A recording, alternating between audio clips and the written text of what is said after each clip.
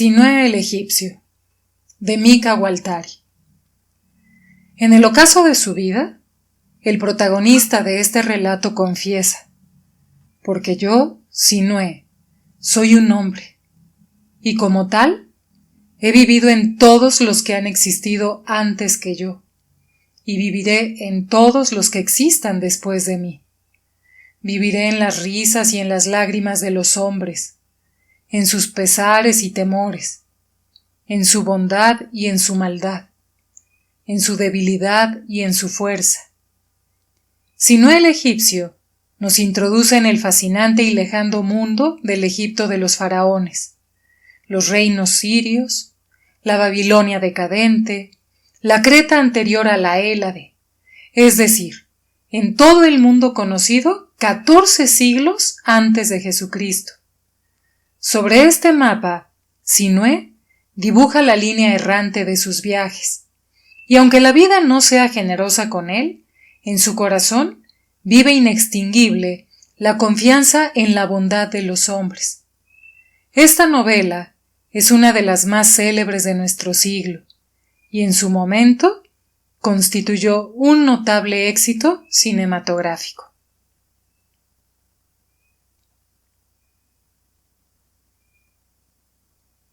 Libro primero. La cesta de cañas. Capítulo 1. Yo, Sinué, hijo de Senmut y de su esposa Kipa, he escrito este libro, no para cantar las alabanzas de los dioses del país de Kemi, porque estoy cansado de los dioses, no para alabar a los faraones, porque estoy cansado de sus actos. Escribo para mí solo, no para halagar a los dioses, no para halagar a los reyes, ni por miedo del porvenir, ni por esperanza, porque durante mi vida he sufrido tantas pruebas y pérdidas que el vano temor no puede atormentarme, y cansado estoy de la esperanza en la inmortalidad como lo estoy de los dioses y de los reyes. Es, pues, para mí solo para quien escribo, y sobre este punto creo diferenciarme de todos los escritores pasados o futuros. Porque todo lo que se ha escrito hasta ahora lo fue para los dioses o para los hombres, y sitúo entonces a los faraones también entre los hombres, porque son nuestros semejantes en el odio y en el temor, en la pasión y en las decepciones. No se distinguen en nada de nosotros, aun cuando se sitúen 1000 veces entre los dioses. Son hombres semejantes a los demás. Tienen el poder de satisfacer su odio y de escapar a su temor. Pero este poder no les salva la pasión ni las decepciones. Y cuanto ha sido escrito, lo ha sido por orden de los reyes, para halagar a los dioses o para inducir fraudulentamente a los hombres a creer en lo que ha ocurrido, o bien para pensar que todo ha ocurrido de manera diferente de la verdad. En este sentido, afirmo que desde el pasado más remoto hasta nuestros días, todo lo que ha sido escrito se escribió para los dioses y para los hombres. Todo vuelve a empezar, y nada hay nuevo bajo el sol. El hombre no cambia, aun cuando cambien sus hábitos y las palabras de su lengua. Los hombres revoloteaban o revolotean alrededor de la mentira, como las moscas alrededor de un panal de miel. Y las palabras del narrador embalsaman como el incienso, pese a que esté en cuclillas sobre el estiércol en la esquina de la calle. Pero los hombres rehúyen la verdad. Yo, Sinué, hijo de Senmut, en mis días de vejez y de decepción, estoy hastiado de la mentira. Por esto escribo para mí solo, lo que he visto con mis propios ojos o comprobado como verdad. En esto me diferencio de cuantos han vivido antes que yo o vivirán después de mí. Porque el hombre que escribe, y más aún el que hace grabar su nombre y sus actos sobre la piedra, vive con la esperanza de que sus palabras serán leídas y que la posteridad glorificará sus actos y su cordura. Pero nada hay que elogiar en mis palabras. Mis actos son indignos de elogio. Mi ciencia es amarga para el corazón y no complace a nadie. Los niños no escribirán mis frases sobre la tablilla de arcilla para ejercitarse en la escritura. Los hombres no repetirán mis palabras para enriquecerse con mi saber, porque he renunciado a toda esperanza de ser jamás leído o comprendido. En su maldad, el hombre es más cruel y más endurecido que el cocodrilo del río. Su corazón es más duro que la piedra. Su vanidad más ligera que el polvo de los caminos. Sumérgelo en el río. Una vez secas sus vestiduras, será el mismo de antes. Sumérgelo en el dolor y la decepción. Cuando salga, será el mismo de antes. He visto muchos cataclismos en mi vida, pero todo está como antes, y el hombre no ha cambiado. Hay también gentes que dicen que lo que ocurre nunca es semejante a lo que ocurrió, pero esto no son más que vanas palabras. Yo, Sinué, he visto a un hijo asesinar a su padre en la esquina de la calle. He visto a los pobres levantarse contra los ricos, los dioses contra los dioses. He visto a un hombre que había bebido vino en copas de oro inclinarse sobre el río para beber agua con la mano. Los que habían pesado el oro mendigaban por las callejuelas, y sus mujeres, para procurar pan a sus hijos, se vendían por un brazalete de cobre a negros pintarrajeados. No ha ocurrido, pues, nada nuevo ante mis ojos, pero todo lo que ha sucedido acaecerá también en el porvenir.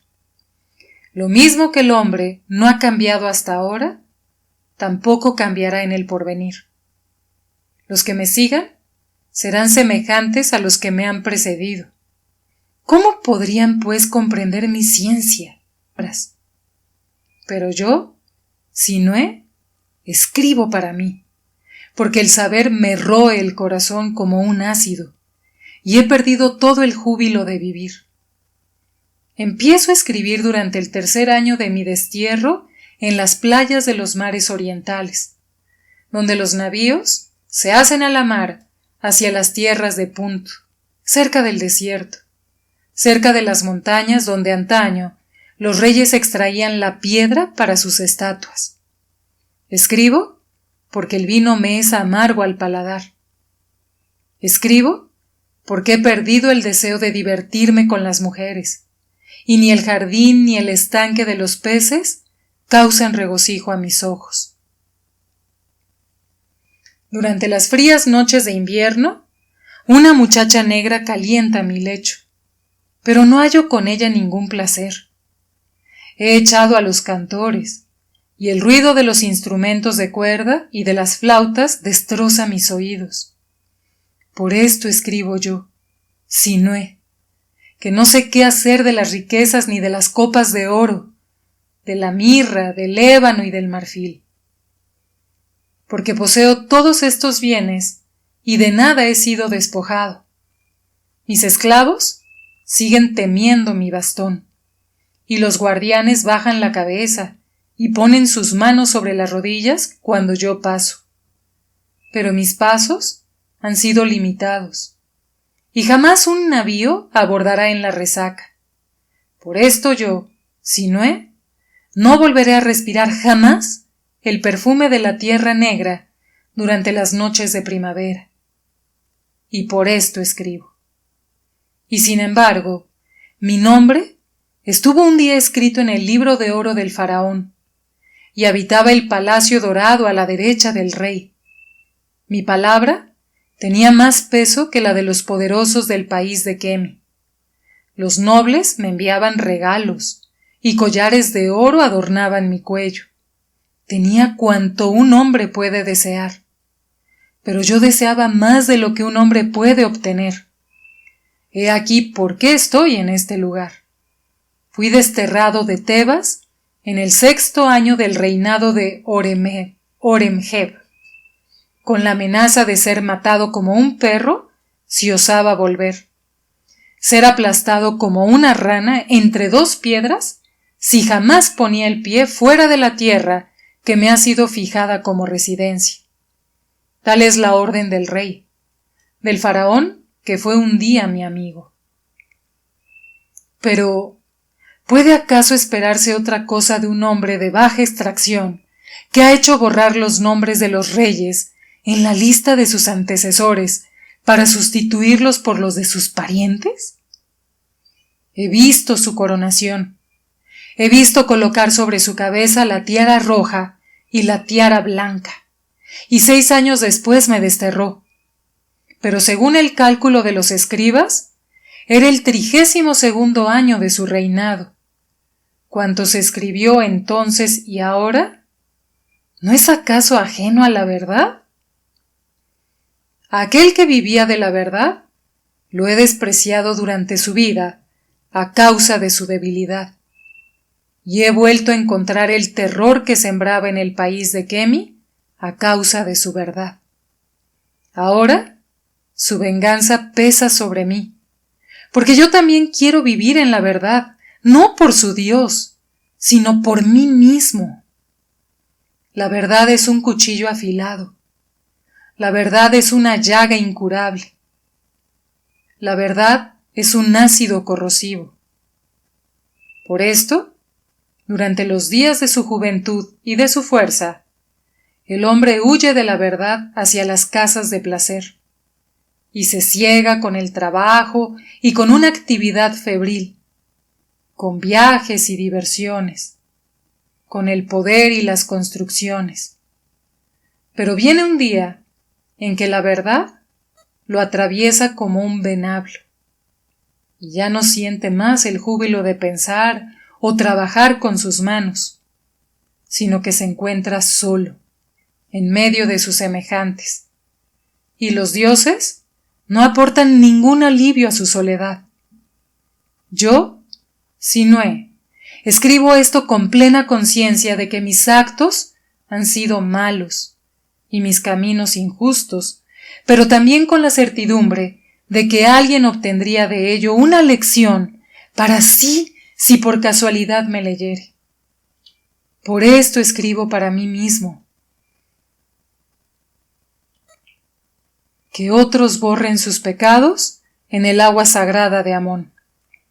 Yo, Sinué, me purifico escribiendo mis actos. Que otros hagan pesar las mentiras de su corazón en las balanzas de Osiris. Yo, Sinué, peso mi corazón con una brizna de junco. Pero antes de comenzar mi libro, dejaré que mi corazón exhale su llanto. He aquí cómo mi corazón de desterrado lamenta su dolor. Que el que ha bebido una vez agua del Nilo aspire a volver a ver el Nilo, porque ninguna otra agua apagará su sed. Que el que ha nacido en Tebas aspire a volver a Tebas, porque en el mundo no existe ninguna otra villa parecida a esta. Que el que ha nacido en una callejuela tebana aspire a volver a ver esta callejuela. En un palacio de cedro echará de menos su cabaña de arcilla. En el perfume de la mirra y de los buenos ungüentos aspire el olor del fuego de boñiga seca y del pescado frito. Cambiaría mi copa de oro por el tarro de arcilla del pobre si tan solo pudiese hollar de nuevo el suave terruño del país de Kemi. Cambiaría mis vestiduras de lino por la piel endurecida del esclavo, si tan solo pudiese oír aún el murmullo de los cañaverales del río bajo la brisa de la primavera. El Nilo se desborda, como joyas las villas emergen de su agua verde, las golondrinas vuelven, las grullas caminan por el fango, pero yo estoy ausente. ¿Por qué no seré una golondrina? ¿Por qué no seré una grulla de alas vigorosas para poder volar ante mis guardianes hacia el país de Kemi? Construiría mi nido sobre las columnas policromadas del templo de Amón, en el resplandor fulgurante y dorado de los obeliscos, en el perfume del incienso y de las víctimas de los sacrificios. Construiría mi nido sobre el techo de una pobre cabaña de barro. Los bueyes tiran de las carretas. Los artesanos pegan el papel de caña. Los mercaderes vocean sus mercancías. El escarabajo va empujando su bola de estiércol sobre el camino empedrado. Clara era el agua de mi juventud, dulce era mi locura. Amargo y ácido es el vino de mi vejez, y el pan de miel más exquisito no vale el duro mendrugo de mi pobreza. Años, dad la vuelta y volved. Amón, recorre el cielo de poniente a levante a fin de que vuelva a encontrar mi juventud. No puedo cambiar una sola palabra. No puedo modificar ningún acto. Oh esbelta pluma de caña. Oh suave papel de caña. Devolvedme mis vanas acciones, mi juventud y mi locura. He aquí lo que ha escrito Sinué, desterrado, más pobre que todos los pobres del país de Kemi. Capítulo 2. Senmut, a quien yo llamaba mi padre, era médico de los pobres en Tebas. Kipa, a quien yo llamaba mi madre, era su esposa. No tenían hijos. En los días de su vejez me recogieron. En su simplicidad decían que yo era un regalo de los dioses, sin que pudieran darse cuenta de todas las calamidades que este regalo les iba a causar. Kipa me llamó Sinué, según una leyenda, porque le gustaban las narraciones, y pensaba que también yo había llegado huyendo los peligros, como Sinué el legendario, que habiendo escuchado por descuido un terrible secreto en la tienda del faraón, huyó a países extranjeros, donde vivió largos años y tuvo toda clase de aventuras. Pero no era más que un producto de su imaginación infantil, y esperaba que sabría huir de los peligros para evitar los fracasos. Por esto me llamó Sinué. Pero los sacerdotes de Amón decían que era un presagio. ¿Acaso fuera esta la razón por la cual mi nombre me llevó a peligros y aventuras en tierras extranjeras? Mi nombre me valió conocer terribles secretos. Secretos de reyes y sus esposas, que pueden acarrear la muerte. Finalmente, mi nombre hizo de mí un desterrado. Pero la idea de la buena Kipa al bautizarme así no es más infantil que imaginarse que el nombre ejerce alguna influencia sobre el destino del hombre. Mi suerte hubiera sido la misma si me hubiese llamado Kepru, Cafrán o Mosé. Estoy convencido. No se puede, sin embargo, negar que Sinué fue desterrado, mientras Eb, el hijo del halcón, era coronado con la doble corona bajo el nombre de Oremheb, como soberano del alto y bajo país. Por esto, cada uno es libre de pensar lo que quiera sobre el presagio de los nombres. Cada cual busca en sus creencias un consuelo a las contrariedades y reveses de la vida. Nací durante el reinado del gran faraón Amenhotep III, y el mismo año nació aquel que quiso vivir de la verdad y cuyo nombre no debe ser pronunciado, porque es un nombre maldito, aun cuando entonces no lo supiese nadie. Por esto, una gran alegría reinó en el palacio cuando su nacimiento y el rey ofreció grandes sacrificios en el gran templo de Amón, y el pueblo se regocijaba sin darse cuenta de lo que iba a ocurrir. La reina Ti había esperado en vano un hijo, pese a que hubiese sido la real esposa durante 22 años, y que su nombre hubiese sido grabado al lado del rey en templos y estatuas.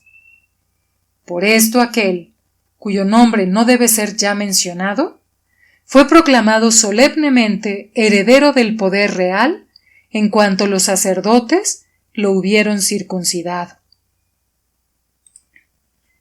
Pero él nació en primavera, en la época de las siembras, mientras yo había venido al mundo el otoño precedente, en la más fuerte de las inundaciones. Pero ignoro la fecha de mi nacimiento porque llegué por el Nilo en una pequeña cesta de cañas calafateada con pez, y mi madre me encontró en los cañaverales de la ribera, en el umbral de su casa, donde me había depositado la crecida del río. Las golondrinas acababan de llegar y piaban sobre mi cabeza, pero yo permanecía silencioso y me creyó muerto. Me llevó a casa y me calentó cerca del hogar y me sopló en la boca hasta que comencé a llorar. Mi padre regresó de visitar a sus enfermos y trajo 2 patos y un celemín de harina. Oyó mi llanto y creyó que Kipa había encontrado un gatito y comenzó a dirigirle reproches. Pero mi madre dijo: «No es un gato. He recibido un hijo. Regocíjate, Senmut, marido mío, porque tenemos un hijo». Mi padre se enfadó y la trató de lechuza, pero Kipa le mostró mi desnudez y se compadeció. Así fue como me adoptaron, y Kipa hizo creer a los vecinos que había dado a luz. Era una falsa vanidad, y no sé si fueron muchos los que lo creyeron, pero Kipa suspendió la cesta de cañas en el techo, sobre mi cuna. Mi padre tomó su mejor vaso de cobre y me llevó al templo para inscribirme entre los vivos como hijo suyo y de Kipa. Él mismo procedió a mi circuncisión, porque era médico y temía la cuchilla de los sacerdotes que deja llagas purulentas. Por esto no permitió que los sacerdotes me tocaran.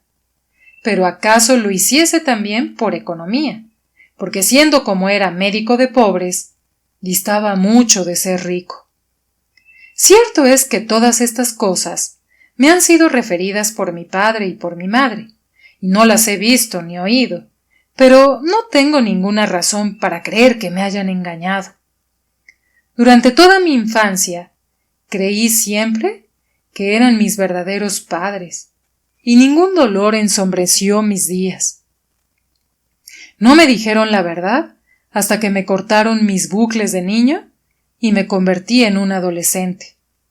Lo hicieron porque temían y respetaban a los dioses, y mi padre no quería que viviese toda mi vida en la mentira.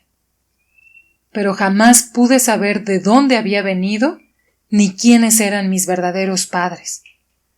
Creo, sin embargo, poder adivinarlo, por lo que explicaré más tarde, aun cuando no sea más que una mera suposición. Lo que sí sé seguro es que no soy el único en haber bajado por el Nilo en una cuna calafateada con pez.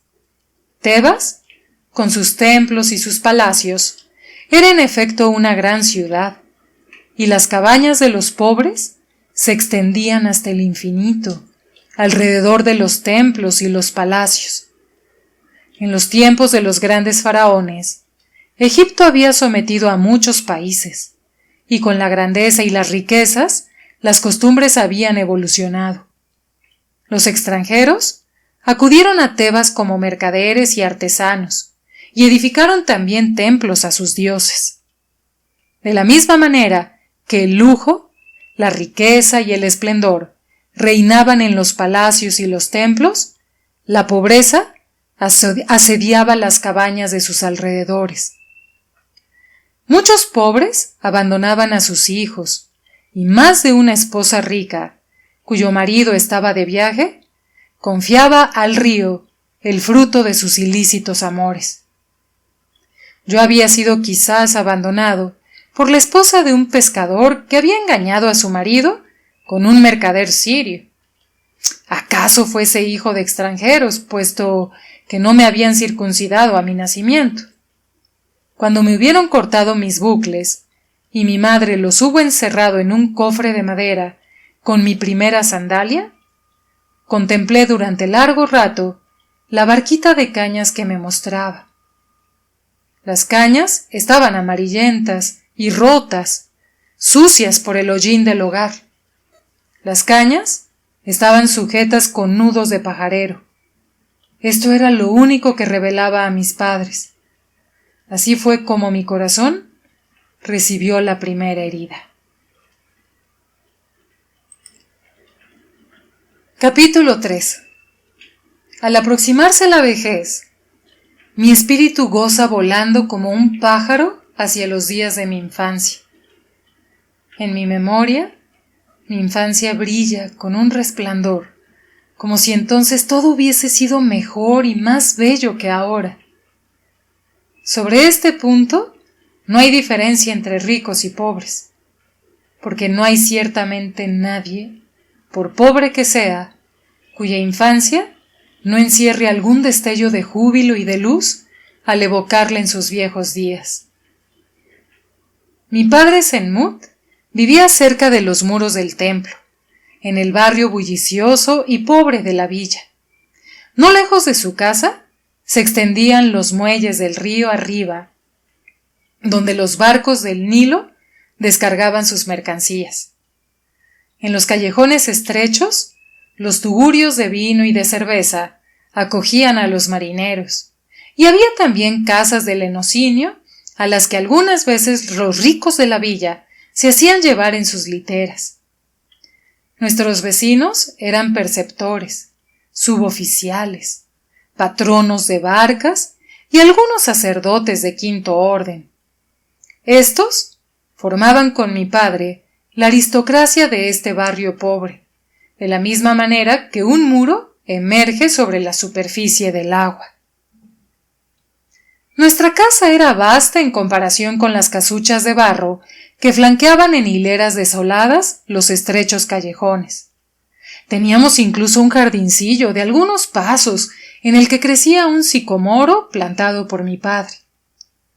Matojos de acacias lo separaban de la calle, y había una especie de estanque de piedra que solo se llenaba de agua cuando las crecidas del río.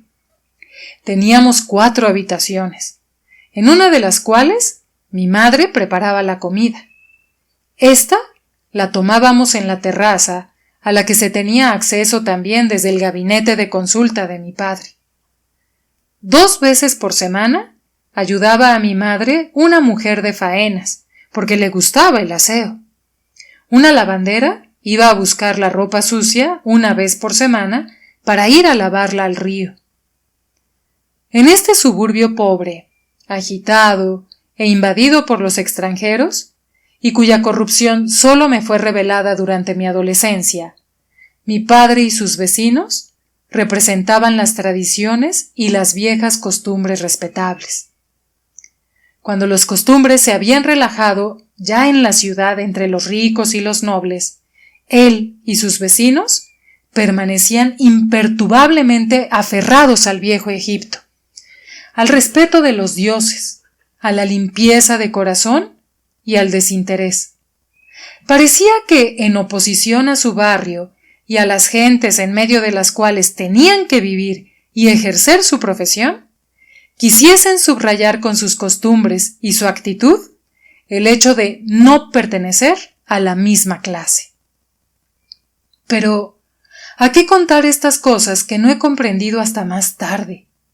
¿Por qué no evocar en su lugar el tronco rugoso del sicomoro y el ruido de sus hojas mientras me resguardaba bajo su sombra del ardor del sol? ¿Por qué no recordar mi mejor juguete, un cocodrilo de madera que yo arrastraba con un cordel por la calle empedrada, abriendo su boca pintada de rojo? Los hijos de los vecinos se detenían llenos de admiración. Me procuré muchos bizcochos de miel, muchas piedras brillantes y muchos hilos de cobre, dejándolos jugar con el cocodrilo. Solo los hijos de los nobles poseían juguetes parecidos, pero mi padre lo había recibido de un carpintero real, a quien curó un absceso que le impedía sentarse. Por la mañana mi madre me llevaba al mercado. No tenía gran cosa que comprar, pero podía consagrar el tiempo de una clepsidra regateando un manojo de cebollas, o una semana entera para la elección de un par de zapatos. Se adivinaba por sus palabras que estaba en situación desahogada y que no quería más que primera calidad. Pero si no compraba todo lo que cautivaba su mirada, era porque quería educarme con un espíritu de economía. Como ella decía, el rico no es el que posee oro y plata, sino el que se contenta con poco. Así hablaba, pero al mismo tiempo sus ojos cansados admiraban las telas de lana de colores de Sidón y de biblos, leves y ligeras como plumas. Sus manos oscuras y endurecidas por los trabajos acariciaban las joyas de marfil y las plumas de avestruz. Todo aquello no era más que vanidad y cosas superfluas, asegurábase a sí misma. Pero mi espíritu infantil se rebelaba contra estas enseñanzas y hubiera querido poseer un mono que pasara sus brazos alrededor del cuello de su dueño, o un pájaro de brillante plumaje que gritara palabras sirias o egipcias. Tampoco hubiese tenido nada que decir contra unos collares o unas sandalias de Villa Dorada. Solo mucho más tarde comprendí que la pobre Kipa quiso apasionadamente ser rica. Pero como no era más que la esposa de un médico de pobres, apaciguaba sus sueños con relatos. Por la noche, antes de dormir, me contaba en voz baja todas las leyendas que conocía. Me hablaba de Sinué y el náufrago que traía de casa del rey de las serpientes tesoros fabulosos. Hablaba de los dioses y de los hechiceros, de los encantadores y de los antiguos faraones. Mi padre refunfuñaba algunas veces y decía que me llenaba el espíritu de vaciedades y fantasías, pero en cuanto había empezado a roncar, Kipa reanudaba su narración, tanto para su placer como para el mío. Recuerdo aquellas noches tórridas de verano, en las que la casa abrazaba el cuerpo desnudo y el sueño no venía. Oigo todavía su voz baja y soñolienta. De nuevo, estoy en seguridad cerca de mi madre. Mi verdadera madre no hubiera podido ser para mí más dulce y más tierna que la simple y supersticiosa Kipa, en cuya casa los narradores ciegos o lisiados tenían seguridad de encontrar una buena comida. Los cuentos me divertían el espíritu y me servían de contrapeso contra la calle bulliciosa, hogar de moscas, lugar impregnado de innumerables olores y pestilencias. A veces, viniendo del puerto, el aroma salobre del cedro y de la resina invadían el callejón, o bien una gota de perfume caía de la litera de una mujer noble que se inclinaba para regañar a la chiquillería. Por la tarde, cuando la barca dorada de Amón descendía hacia las colinas de Occidente, de todas las terrazas y de todas las cabañas salía el olor a pescado frito, que se mezclaba con los efluvios del pan fresco. Este olor de barrio pobre de Tebas aprendí a amarlo desde mi infancia y no lo he olvidado jamás. Durante las comidas, recibí también las primeras lecciones de mi padre. Con un paso fatigado, atravesaba el jardincillo o salía de su dormitorio con las ropas oliendo a medicina y pomadas. Mi madre le vertía agua en las manos y nos sentábamos en unos taburetes mientras ella nos servía. Por la calle pasaba un bullicioso grupo de marineros borrachos de cerveza que golpeaban las paredes con sus bastones y se detenían para hacer sus necesidades bajo nuestras acacias. Hombre prudente, mi padre no contestaba, pero cuando los marineros se habían alejado, me decía: ¿solo un miserable negro o un puerco sirio es capaz de hacer sus necesidades en la calle? Un egipcio las hace en el interior. O bien, decía aún, el vino es un don de los dioses si se usa con moderación. Un vaso no hace daño a nadie. 2 hacen un charlatán. Pero quien vacía la jarra entera se despierta en el arroyo desnudo y lleno de contusiones. Algunas veces, un perfume violento llegaba hasta la terraza cuando pasaba una mujer de cuerpo adornado con telas transparentes, pintadas las mejillas, las pestañas y los labios, y llevando en los ojos un brillo húmedo que no se ve nunca en los de las mujeres decentes. Mientras la contemplaba con fascinación, mi padre me decía con tono grave: ten cuidado con las mujeres que te dirijan palabras lisonjeras y traten de atraerte a sus casas, porque su corazón es una red y una trampa, y su seno quema con mayor ardor que el fuego. ¿Es acaso sorprendente que después de estas enseñanzas haya sentido horror hacia las jarras de vino y hacia las bellas mujeres que no se parecen a las otras? Porque al mismo tiempo veía en ellas todo el encanto peligroso de lo que asusta. Desde mi infancia, mi padre me permitió asistir a sus consultas. Me mostró sus instrumentos, sus cuchillos y sus botes de medicinas, explicándome cómo utilizarlos. Mientras examinaba a un enfermo, yo permanecía a su lado, tendiéndole una taza de agua, vendajes, ungüentos o vinos. Mi madre, como todas las mujeres, no podía ver los abscesos y las heridas, y jamás aprobó mi infantil interés por las enfermedades. Un chiquillo no comprende los dolores ni los sufrimientos hasta haberlos experimentado. Abrir un absceso era para mí una operación apasionante, y hablaba con orgullo a los demás chiquillos de todo lo que había visto, para suscitar su admiración. En cuanto llegaba un enfermo, seguía atentamente los ademanes y preguntas de mi padre hasta el momento en que decía: la enfermedad es curable. O bien, voy a cuidarlo. Pero había también casos en que no creía que pudiese sanar. En este caso, escribía unas palabras sobre un trozo de papiro y mandaba al enfermo a la casa de la vida, en el templo.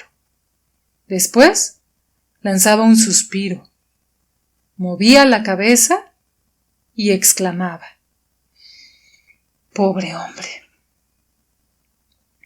No todos los enfermos de mi padre eran pobres. De las casas de placer le llevaban algunas veces por la noche algún hombre con vestiduras de lino, y los capitanes de navíos sirios iban a verlo por un absceso o un dolor de muelas. Por esto, no me sorprendió ver un día a la esposa del droguero entrar en casa de mi padre con todas sus joyas. Suspiró, gimió y enumeró todas sus penas a mi padre, que la escuchaba atentamente. Quedé muy decepcionado cuando le vi coger el trozo de papiro para escribir, porque había esperado que la pudiese curar, lo cual nos hubiera procurado muchas golosinas. Esta vez fui yo quien, lanzando un suspiro, moví la cabeza y exclamé: pobre mujer. La enferma tuvo un sobresalto y dirigió a mi padre una mirada asustada. Pero mi padre cogió algunos caracteres antiguos y unos dibujos de un viejo papiro usado, vertió aceite y vino en una copa e hizo macerar el papel hasta que la tinta se hubo disuelto en el vino. Vertió después la porción, recomendando a la mujer que la tomase en cuanto tuviese dolor de cabeza o de estómago. Cuando salió, dirigí una mirada de asombro a mi padre. Él quedó confundido, tosió ligeramente y me dijo: hay muchas enfermedades a las que la tinta, utilizada como remedio, puede curar. No dijo nada más, pero al cabo de un rato, a media voz, añadió: en ningún caso, este remedio puede hacer daño al enfermo. A los 7 años, recibí la vestidura de adolescente, que ciñe los riñones, y mi madre me llevó al templo a asistir a un sacrificio. El templo de Amón en Tebas era entonces el más importante de todo Egipto. Una avenida, flanqueada de esfinges con cabeza de macho cabrío, se dirigía a través de la villa y el estanque de la diosa lunar hasta el templo, cuyo recinto estaba formado por muros poderosos y era como una villa dentro de la villa. En la cúspide de un pilón alto, como una colina, flotaban oriflamas abigarrados, y las estatuas gigantes de los reyes montaban la guardia a cada lado de la puerta de cobre. Franqueamos la puerta y los vendedores de libros de los muertos comenzaron a solicitar a mi madre y a someterle sus ofertas murmurando o gritando. Me llevó a ver los talleres de los tallistas y las estatuillas de los esclavos y servidores, que gracias a los encantamientos de los sacerdotes trabajarían en el más allá por sus dueños sin que éstos tuviesen que mover ni un dedo. Pero, ¿a qué hablar de lo que todo el mundo sabe, puesto que todo está restablecido y el corazón humano no cambia? Mi madre pagó la suma exigida para poder asistir al sacrificio, y vi a los sacerdotes de blancas vestiduras inmolar y descuartizar un buey que llevaba entre los cuernos un sello atestiguando que era inmaculado y no tenía un solo pelo negro. Los sacerdotes estaban gordos y sus cabezas afeitadas relucían de aceite. Cerca de 200 personas asistían al sacrificio y los sacerdotes, sin prestarles la menor atención, discutían entre ellos. En cuanto a mí, examinaba las imágenes guerreras sobre las paredes del templo y admiraba las columnas gigantescas, y no comprendía la emoción de mi madre, que con los ojos llenos de lágrimas me llevaba a casa. Me quitó mis zapatos y me dio unas sandalias nuevas que eran incómodas y me hicieron daño en los pies hasta que me hube acostumbrado. Después de la comida, mi padre puso su hábil mano sobre mi cabeza y acarició los bucles de mis sienes. «Tienes 7 años, Sinué», me dijo. «Debes elegir una carrera». «Quiero ser soldado», dije yo en el acto. No comprendí su expresión decepcionada, porque los mejores juegos de muchachos en las calles son militares. Había visto a los soldados ejercitarse en la lucha delante de los cuarteles. Había visto los carros de combate salir de la villa para hacer maniobras, con sus ruedas ruidosas y sus colgantes oriflamas. No podía existir carrera más brillante y honorable que la carrera de las armas. Un soldado no necesita saber escribir, y esta era para mí la razón principal de mi elección, porque mis camaradas me habían contado cosas terribles sobre las dificultades de la escritura y la crueldad de los maestros que le arrancaban a uno los cabellos si tenía la desgracia de romper la tablilla o el estilete. Mi padre no debió de estar muy dotado durante su infancia. De lo contrario, hubiera llegado a algo más que médico de los pobres. Pero era concienzudo y no perjudicaba a sus enfermos, y con el curso de los años había llegado a acumular experiencia.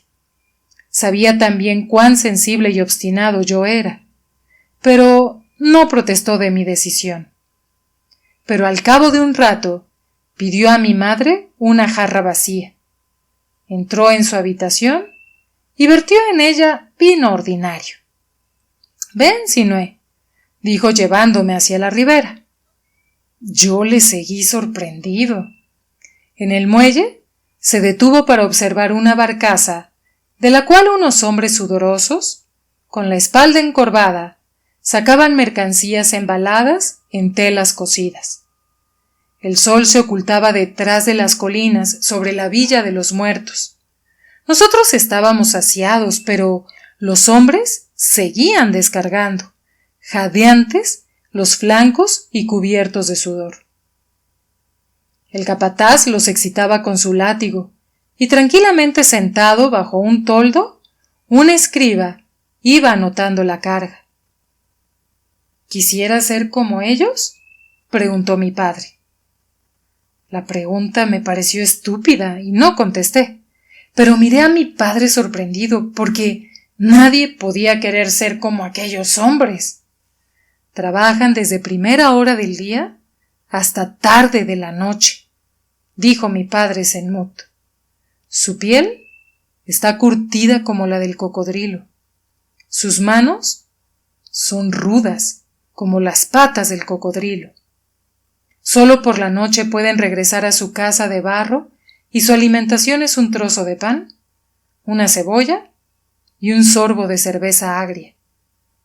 Esta es la vida de los descargadores. Esta es también la del labrador. Tal es la de todos los que trabajan con sus manos. Tal vez no los envidiarás. Moví la cabeza y lo miré sorprendido. Yo quería ser soldado y no cargador, o abrir surcos en la tierra, regar los campos, o ser pastor mugriento. Padre, dije yo mientras andábamos, la vida del soldado es bella. Viven en los cuarteles y comen bien. Por la noche beben vino en las casas de placer y las mujeres los ven con benevolencia. Los mejores de entre ellos llevan una cadena al cuello, aunque no sepan escribir. De sus expediciones traen botín y esclavos que trabajan por ellos y ejercen un oficio por cuenta de ellos. ¿Por qué no sería yo soldado? Mi padre no contestó, pero apresuró el paso. Cerca de un depósito de inmundicias, en medio de un enjambre de moscas que revoloteaban en torno a nosotros, se inclinó para dirigir una mirada a una cabaña baja. «Inteb, amigo mío, ¿estás ahí?», dijo. Un viejo, lleno de mugre, con el brazo derecho amputado a la altura del hombro y cubierto por un trozo de tela roída por la grasa, salió apoyándose en un palo. Su rostro estaba descarnado y surcado de arrugas. No tenía dientes. ¿Es verdaderamente Inteb?, pregunté suavemente a mi padre, dirigiendo a la vez una mirada de pavor a aquel hombre. Porque Inteb era un héroe que había combatido en las campañas de Tutmosis III, el más grande de los faraones, en Siria, y se contaban muchas historias sobre sus proezas y las recompensas que había recibido. El anciano levantó la mano para hacer un saludo militar, y mi padre le tendió la jarra de vino. Se sentaron en el suelo porque Inteb no tenía siquiera un banco en su casa, y con mano temblorosa se llevó la jarra a los labios y bebió ávidamente el vino sin verter una sola gota. «Mi hijo Sinué quiere ser soldado», dijo mi padre sonriendo. «Te lo he traído porque eres el único superviviente de los héroes de las grandes guerras, a fin de que le hables de la vida magnífica y de las hazañas de los soldados». «Por Set y Baal y todos los diablos, gritó el viejo con una risa aguda y entornando los ojos para verme mejor. ¿Estás loco? Su boca desdentada, sus ojos apagados, el muñón de su brazo y su pecho arrugado y sucio eran tan espantosos que me refugié detrás de mi padre y le agarré por la manga. —¡Muchacho, muchacho! —exclamaba Inteb ahogándose de risa. Si tuviese un sorbo de vino por cada maldición que he lanzado contra mi vida y contra el triste destino que hizo de mí un soldado, podría llenar el lago que el faraón ha hecho excavar para divertir a su mujer. No lo he visto, porque no tengo medios para hacerme transportar más allá del río, pero no me cabe duda de que el lago se llenaría y sobraría vino todavía para embriagar a todo el ejército. De nuevo bebió un largo trago. Pero, dije yo temblando, el oficio de soldado es el más glorioso de todos. La gloria y el renombre, dijo Inteb, el héroe, es sencillamente estiércol. Estiércol para alimentar las moscas. Toda mi vida he contado historias sobre la guerra y mis hazañas, para sacarles un poco de vino a los papanatas que me escuchaban con la boca abierta. Pero tu padre es un hombre honrado, y no quiero engañarlo. Por esto te digo, muchacho, que de todos los oficios, el de soldado es el más horrible y miserable. El vino borraba las arrugas de su rostro y daba brillo a sus ojos de anciano. Se sentó y se llevó a la garganta su única mano. Mira, muchacho, este cuello descarnado ha sido adornado con quíntuples collares de oro. Con su propia mano el faraón me lo puso. ¿Quién puede contar las manos cortadas que he acumulado ante su tienda? ¿Quién fue el primero en trepar por las murallas de Kadesh? ¿Quién se lanzaba como un elefante enfurecido en medio del enemigo? Yo, Inteb, el héroe. Pero, ¿quién me lo agradece hoy? Mi oro se ha disipado a los 4 vientos del cielo. Mis esclavos han huido o han muerto de miseria.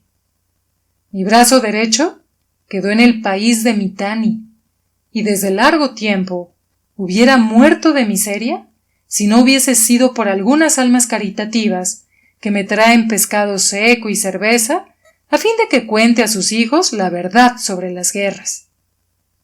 Soy Inteb, el héroe. Pero mírame, muchacho. Mi juventud huyó en el desierto, en el hambre, en los tormentos y en las fatigas. Allí se ha fundido la carne de mis miembros. Allí mi piel se ha curtido. Allí mi corazón se ha vuelto más duro que la piedra. Y lo peor es que en los desiertos sin agua, mi lengua se secó. Y que sufro de una sed eterna, como todos los soldados que regresan con vida de sus expediciones a países lejanos. Por esto mi vida ha sido un abismo mortal desde el día en que perdí mi brazo. Y no quiero siquiera mencionar el dolor de las heridas y los tormentos causados por los cirujanos cuando sumergen tu muñón en el aceite hirviendo, como tu padre sabe muy bien. Que tu nombre sea alabado, Senmut. Eres justo y bueno, pero el vino se ha acabado. El anciano calló, jadeando un momento, y volvió melancólicamente la jarra. El brillo salvaje de sus pupilas se apagó, y de nuevo reapareció el pobre desgraciado.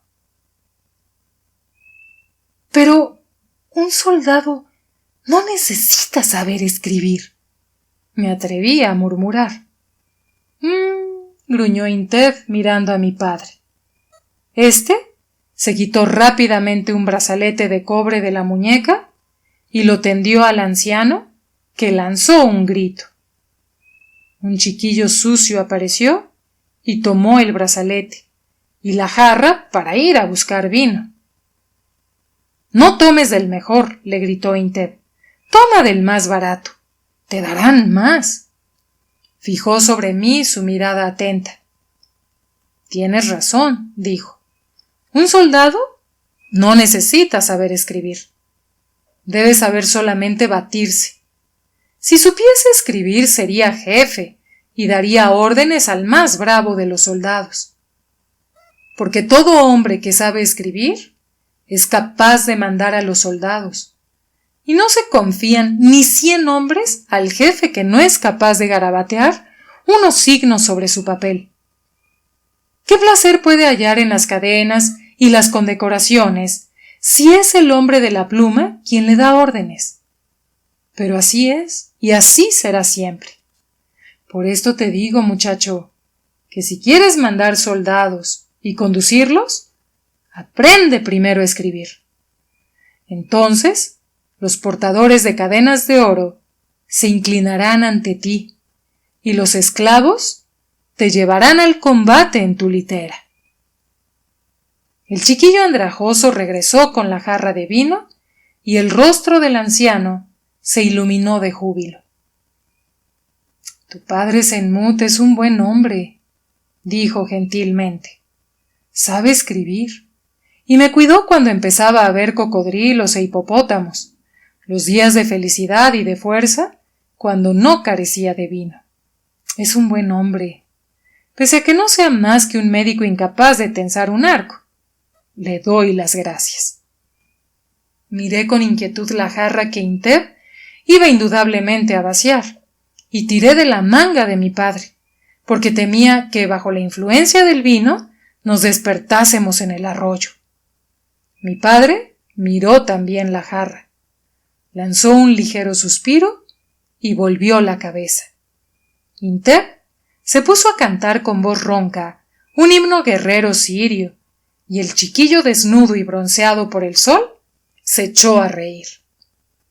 Pero yo, Sinué, abandoné mi sueño de ser soldado, y no protesté cuando al día siguiente mi padre y mi madre me condujeron a la escuela.